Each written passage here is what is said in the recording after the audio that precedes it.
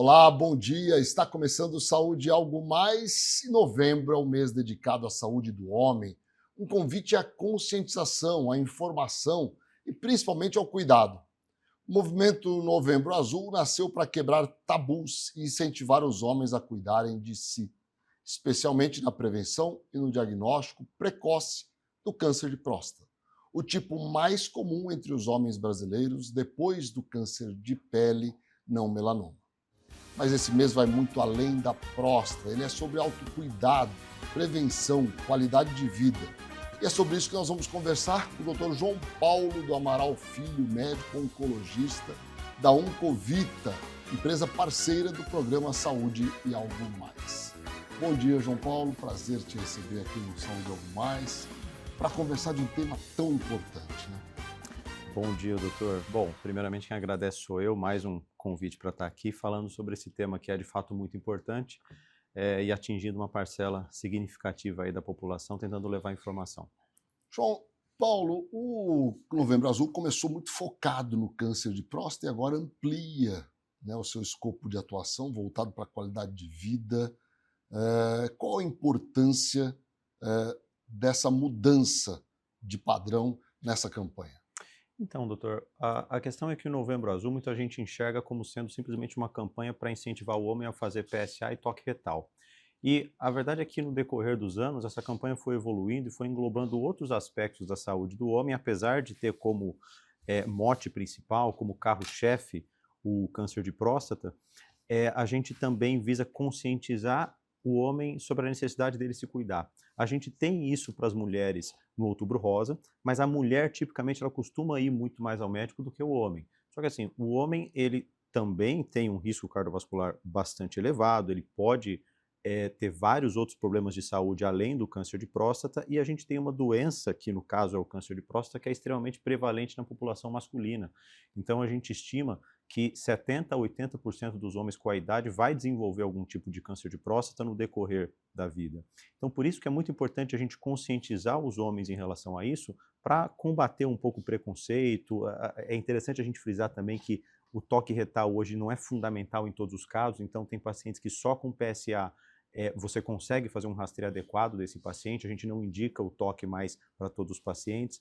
Então, é através dessa conversa, entendendo que existe uma doença, que ela é silenciosa na maioria dos casos, que a gente consegue trazer um pouco mais o homem para o consultório médico para se cuidar. E aí Que não acaba é tarefa rastreando, fácil, que não é né? uma tarefa fácil, que não é uma tarefa O fácil, homem porque é resistente, né, bastante, João bastante, Paulo? bastante. E isso é natural, né? A gente acaba tendo uma resistência muito maior a procurar atendimento médico, geralmente vai empurrando algumas coisas com a barriga e deixa para procurar num cenário mais avançado. Os tabus estão muito evidentes ainda em relação à saúde do homem, a esse cuidado de prevenção? Doutor, eu arriscaria dizer que menos, tá? Eu arriscaria dizer que menos porque são muitos anos, o Novembro Azul ele surgiu em 2003, se eu não estiver enganado, na São Austrália. 22 anos aí, São né, 22 anos, é uma campanha que ocorre anualmente, então isso foi fundamental para tirar um pouco esse preconceito do homem. E eu sou oncologista clínico, então uma coisa que a gente bate muito na tecla com os pacientes é que quanto mais cedo o paciente descobrir um câncer, melhor. E isso não é uma exclusividade do câncer de próstata, esse é um conceito universal na oncologia. É. Tem uma coisa que eu sempre converso com os pacientes no consultório, é se ele sabe o que é o estadiamento da doença, ou a diferença de estadiamento para grau do tumor. Tem gente que confunde as duas coisas, né? O grau, ele é, em geral, imutável desde o Sim. diagnóstico. Você pode ter mudanças no grau do tumor, mas, em geral, o paciente que tem um tumor de alto grau é um comportamento intrínseco da doença dele. Agora, o estadiamento, por mais que seja um conceito que ele não muda no decorrer da doença, quanto mais cedo você descobrir o câncer, em menor estágio você vai descobrir, você descobre ele mais cedo, então a chance de você ofertar um tratamento curativo para esse paciente é muito maior. Agora, João Paulo, quando a gente fala no câncer de próstata, a gente tem que pensar, obviamente, nos fatores de risco, né? Quais são os principais fatores de risco para o desenvolvimento de um câncer de próstata? Perfeito, doutor. Em primeiro lugar, a idade. Quanto mais a população vai envelhecendo, mais prevalente fica o câncer de próstata. E em segundo lugar, genética. Então, o paciente que tem algum parente que tenha tido câncer de próstata, principalmente parentes de primeiro grau, irmão ou pai, tem um risco maior de ter câncer de próstata, e hoje a gente já sabe da prevalência e da importância de várias mutações genéticas que aumentam o risco do paciente ter câncer de próstata, e estilo de vida. Então, alimentação, uma alimentação muito rica em alimentos processados, alimentos industrializados, muito rica em gordura animal, aumenta também o risco do paciente ter câncer de próstata. Isso acaba valendo para todos os tipos de câncer, né, Com João certeza, Paulo? com certeza. E Isso não é varia. um ponto de preocupação importante quando a gente percebe que os índices de câncer, a incidência de câncer em pacientes mais jovens tem aumentado, né? Tem aumentado, principalmente quando a gente fala de câncer de cólon, doutor. A gente era raridade você ver um paciente com câncer de cólon abaixo de 50 anos, e esses números eles têm aumentado. O motivo pelo qual isso vem acontecendo ainda não é muito bem esclarecido, mas a gente tem várias hipóteses que podem explicar isso, entre elas o estilo de vida moderno, que você acaba se expondo mais a uma dieta rica em alimentos industrializados. E tem outras hipóteses que também são interessantes, por exemplo, o uso excessivo de antibiótico na infância. Isso parece mudar a flora intestinal do paciente e predispor ao desenvolvimento de câncer de cólon no longo prazo. Mas a gente observa também hoje pacientes jovens com câncer de próstata, e aí a gente tem que acender um sinal de alerta para pensar se esse paciente não pode ter uma predisposição genética para ter câncer de próstata. Em relação ao câncer de próstata e prevenção, qual a idade ideal para iniciar esse programa de prevenção? Perfeito. Para a população geral, 50 anos, doutor. Então, a partir dos 50 anos, é recomendável que o paciente faça PSA anualmente. Alguns pacientes podem fazer bianualmente, tá?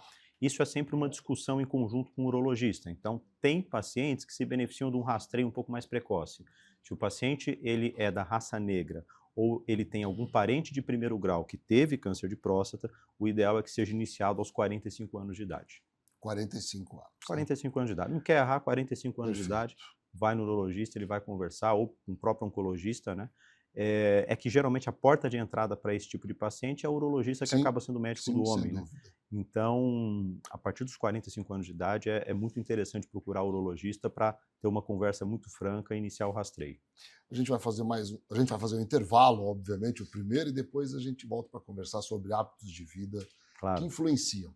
Já voltamos, fiquem com a gente. A Ultra Medical oferece mais comodidade ao realizar todos os exames em um só lugar. Rapidez e eficiência com tecnologia de última geração. Agora também com amplo estacionamento, há quase 30 anos cuidando da saúde da sua família. A KZT é referência em atenção médica domiciliar em todo o estado.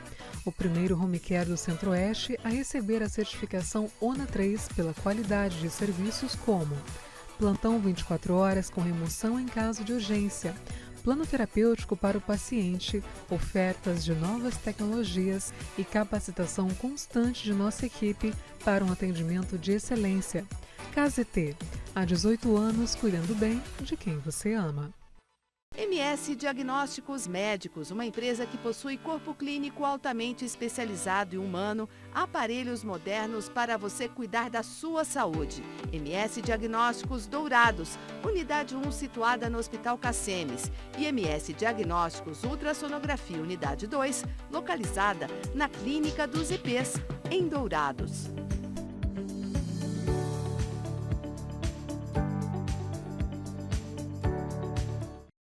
Neurocor, Centro de Diagnósticos e Intervenção Cardiovascular, com profissionais especializados em cardiologia intervencionista, cirurgia endovascular, neuroradiologia intervencionista e radiologia intervencionista. A empresa nasceu dentro do Hospital Cassemes de Campo Grande e contempla um moderno serviço de hemodinâmica que se dedica à realização de procedimentos minimamente invasivos para diagnosticar e tratar uma ampla variedade de doenças cardíacas e neurológicas. Após 2 anos de atuação no Hospital Cassemes de Campo Grande, a empresa Neurocor já expandiu seus serviços para os hospitais Cassemes de Três Lagoas e Corumbá, atendendo com a mesma qualidade e tecnologia os pacientes destas regiões. Neurocor, Centro de Diagnósticos e Intervenção Cardiovascular. Cuidar da sua saúde começa com um diagnóstico preciso. Na ProExames, unimos tecnologia de ponta a um atendimento humanizado, oferecendo exames e laudos de alta qualidade. Nossa equipe especializada está sempre pronta para garantir um atendimento seguro e eficiente. Proexames, diagnósticos confiáveis, cuidado de verdade. O Laboratório Sabin possui 9 unidades em Campo Grande e um atendimento que prioriza a necessidade de cada paciente. E com o serviço #VemSabin, você pode realizar seus exames e vacinas em casa, no trabalho ou na maternidade. Sabin, o seu cuidado é a nossa inspiração. Com profissionais em 12 cidades do Mato Grosso do Sul, a Otorrino Centro-Oeste chegou para revolucionar os atendimentos na área. Além de oferecer cobertura 24 horas nos hospitais credenciados, a clínica é a primeira residência médica autorizada pelo MEC no estado. Quando precisar de um otorrino, conte conosco. Estamos de volta com Saúde e Algo Mais, hoje entrevistando o médico oncologista, Dr. João Paulo, que é conhecido de todos vocês, um profissional competentíssimo e que traz informações importantes sobre o Novembro Azul, sobre saúde do homem. João Paulo, o quanto o estilo de vida pode impactar no aparecimento do câncer de próstata e o quanto ele pode evitar o aparecimento? Perfeito, doutor. Assim, o câncer de próstata é uma doença extremamente prevalente. Então, diferente de outros tipos de tumores que têm uma associação muito forte com tabagismo ou etilismo, por exemplo, como, por exemplo, SEC de boca. É muito difícil um paciente que tem um SEC de cavidade oral que nunca tenha colocado um cigarro na boca. Tá? Agora, isso no câncer de próstata não é exatamente verdade. Às vezes a pessoa pode ter um estilo de vida totalmente saudável e, por algum motivo, esse paciente ele descobre um câncer de próstata e às vezes até um câncer de próstata numa idade jovem. Tá? Então, em alguns casos, isso não é evitável. A chance da gente encontrar o câncer de próstata num paciente de 80 anos, por exemplo, se essa próstata for biopsiada, é muito alta. O que a gente tem que diferenciar é aquele paciente que de fato merece um tratamento mais intensivo daquele paciente que não merece, e o rastreio ajuda a gente a descobrir essa doença mais cedo. Agora, se o paciente ele tiver um estilo de vida mais regrado, por mais que não evite totalmente que ele tenha um câncer de próstata, isso sempre ajuda. Ajuda que ele tenha um tratamento melhor, que seja mais fácil tratar esse paciente, e ajuda também que o risco dele descobrir a doença em estágio avançado seja menor. E aqueles pacientes que têm um histórico familiar exuberante, por exemplo, o paciente cuja mãe teve câncer de mama, o tio teve câncer de próstata, o tio-avô teve câncer de pâncreas, isso é o tipo de história familiar que tem que chamar atenção e hoje a gente tem ferramentas para tentar descobrir se ele tem algum tipo de mutação que aumente o risco dele ter câncer no futuro. Esse é um ponto muito importante. Existe uma máxima, João Paulo, popular, que diz assim, olha, eu não vou procurar porque eu vou acabar achando. Que é exatamente o contrário do que nós pensamos e desejamos levar a conhecimento da população num mês como esse, que é justamente buscar o diagnóstico precoce que vai facilitar a cura da doença, né? Sim, sim. Essa máxima, doutor, ela é interessante porque em câncer de próstata isso tem um certo fundamento em alguns casos, porque o que acontece? Tem alguns casos de doenças muito precoces, muito indolentes. Alguns tumores de próstata têm um curso muito indolente, muito lento. Então, o paciente pode, às vezes, demorar anos ou até décadas para ter sintoma daquela doença. E o tratamento ele não deixa de ter as suas toxicidades. Então, por exemplo, um paciente que faz um tratamento de câncer de próstata com uma cirurgia e, como consequência da cirurgia, tem incontinência urinária. Esse risco existe, mesmo que ele esteja com o melhor cirurgião do mundo, ele pode, apesar de não ser uma complicação comum, e hoje com a robótica isso está ficando menos prevalente, mas o risco ele nunca é zero. Por isso que foi criada uma classificação justamente para a gente determinar qual o paciente que precisa ser tratado e qual a intensidade que esse tratamento deve ter. Hoje, quando chega um paciente de câncer de próstata com doença localizada no nosso consultório, a gente tem que colocar ele em 3 grandes grupos de risco. Baixo risco, risco intermediário ou alto risco. O que é que define isso? Perfeito. O que define basicamente é o nível de PSA do paciente. Perfeito. Então, se o PSA está abaixo de 10, entre 10 e 20 ou acima de 20.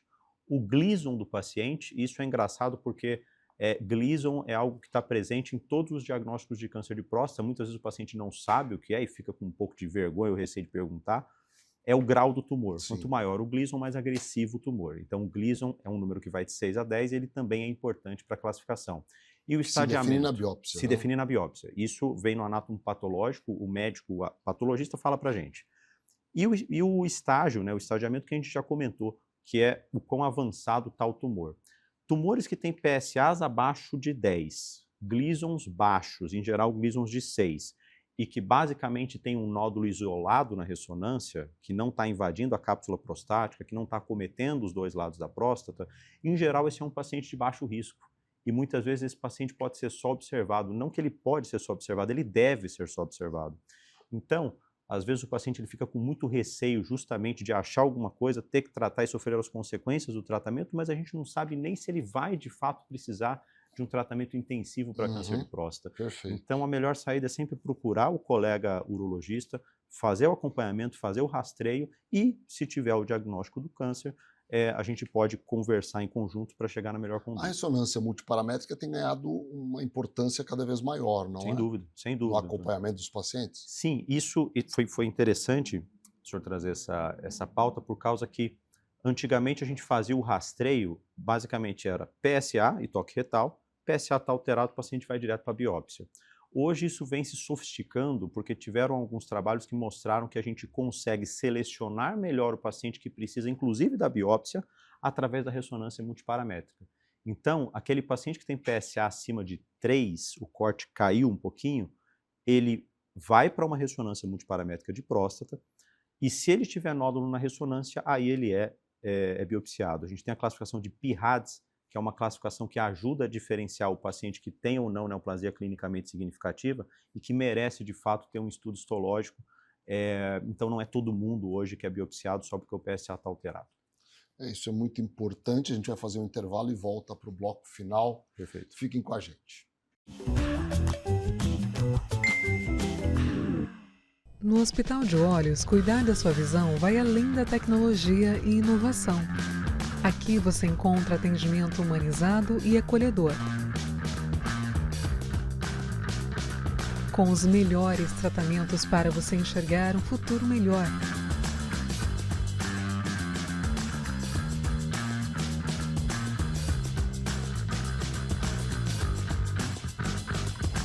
Agende sua consulta. A SAD apresenta a você a ultrassonografia domiciliar, um serviço inovador que leva o exame até a sua casa. Nosso time de especialistas garante precisão no diagnóstico com apenas 2 horas para o resultado e toda a comodidade e o cuidado que você merece. Sua saúde merece um cuidado completo. A Oeste Saúde traz soluções descomplicadas para você viver um novo plano. Presença em mais de 30 cidades e 6 centros médicos próprios para simplificar o acesso à saúde de qualidade. Oeste Saúde. Viva um novo plano. Estrutura preparada para acolher. Um ambiente humanizado influencia de forma positiva o tratamento. Este é o conceito que a Oncovita propõe para estreitar as relações entre profissionais de saúde e pacientes, sempre respeitando as características de cada um, aumentando as chances de cura e melhorando a qualidade de vida das pessoas.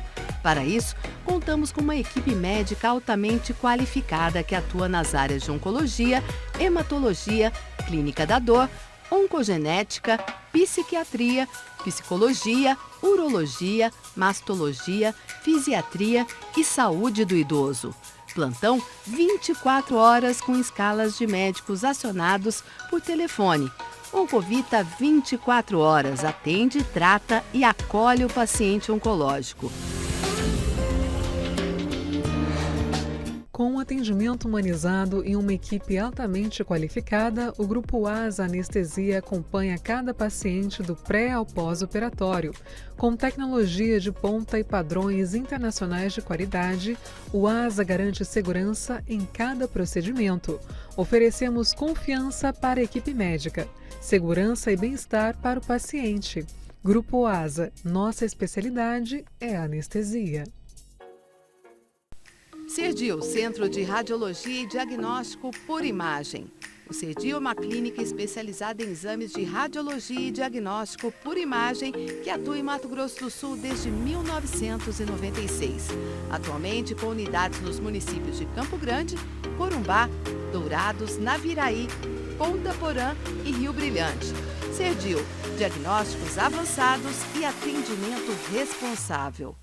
Com profissionais altamente especializados em um atendimento humanizado, a MS Visão oferece consultas, teleconsultas, exames e cirurgias em sua ampla rede de unidades físicas e móveis no Mato Grosso do Sul. Tratamento de catarata, glaucoma, retina, ceratocone, lentes de contato e outros. Com inovação, precisão e o mais importante, todo cuidado com você.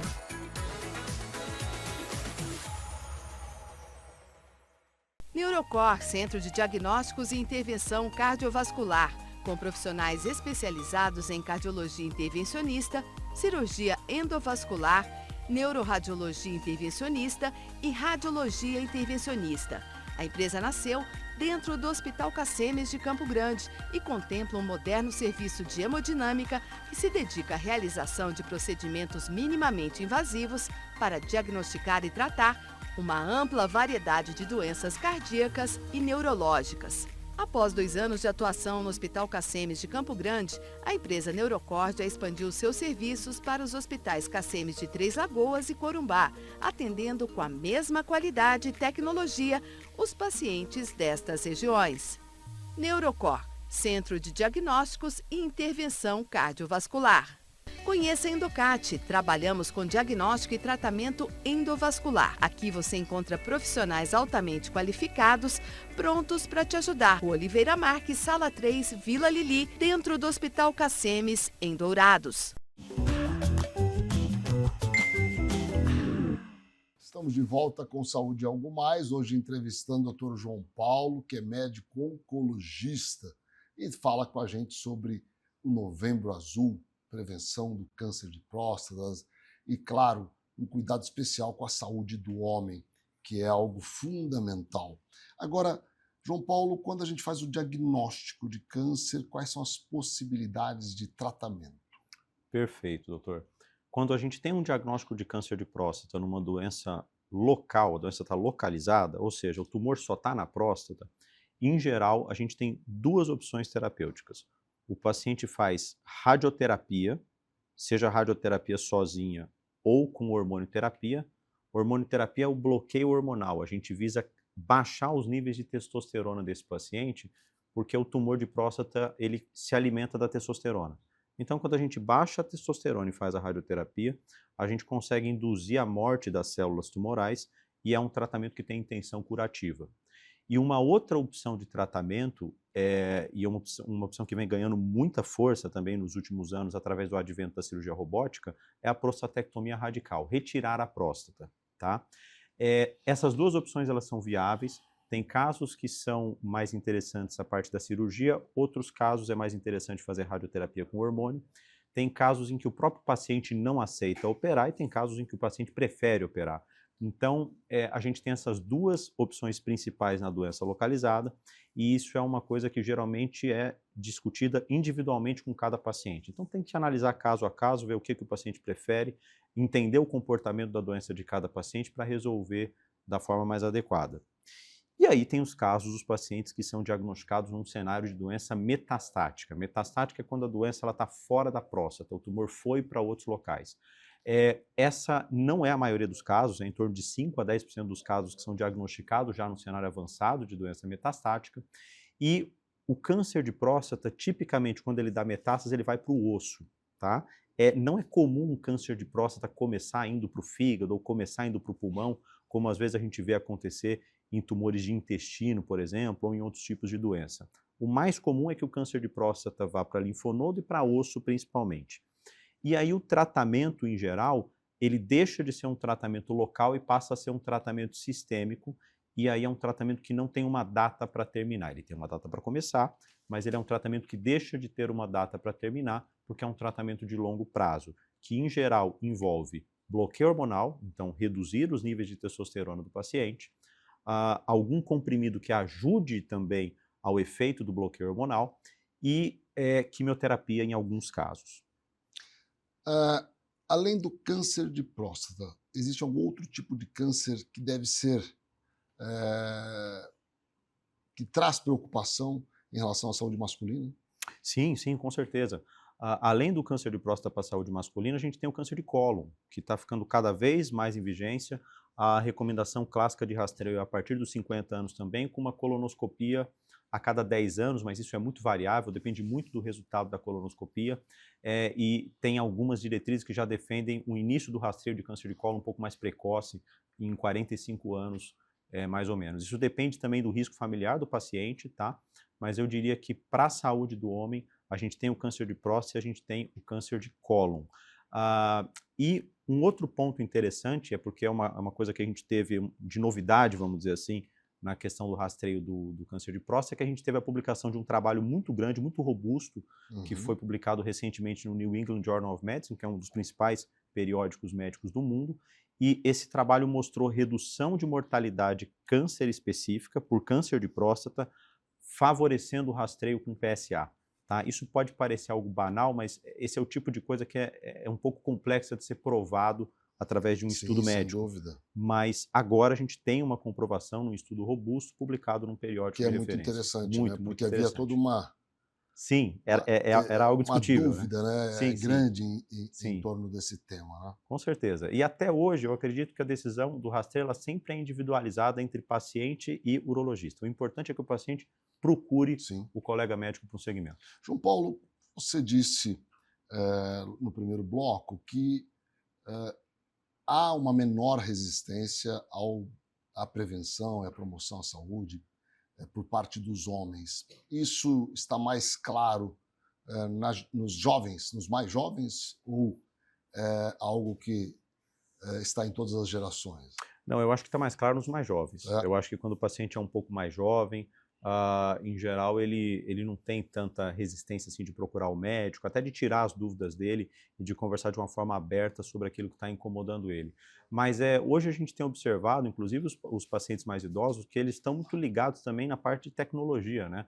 Os pacientes mais idosos, eles veem Instagram, às vezes mandam mensagem através de WhatsApp. Então, isso faz com que eles estejam também por dentro daquilo que está acontecendo e eu acho que a resistência ela vem caindo, independente da geração que a gente está falando. O que é muito importante. Com João certeza. Paulo, a Oncovita, claro, tem um papel importante no diagnóstico e tratamento das doenças oncológicas. Qual o papel que vocês têm desempenhado nesse trabalho de conscientização, de prevenção das doenças oncológicas? Perfeito, doutor. Eu entendo que o papel do oncologista clínico, ele começa de maneira clássica a partir do momento que o paciente ele tem o diagnóstico. Ele não se restringe a isso, mas eu consigo ajudar mais os pacientes que eles já têm um diagnóstico firmado de câncer de próstata. A gente tem um papel importante de conversar tanto com o paciente como com os acompanhantes para conscientizar de que existe prevenção, existem maneiras de você descobrir o câncer mais cedo e que isso é uma coisa interessante para o tratamento daquele paciente.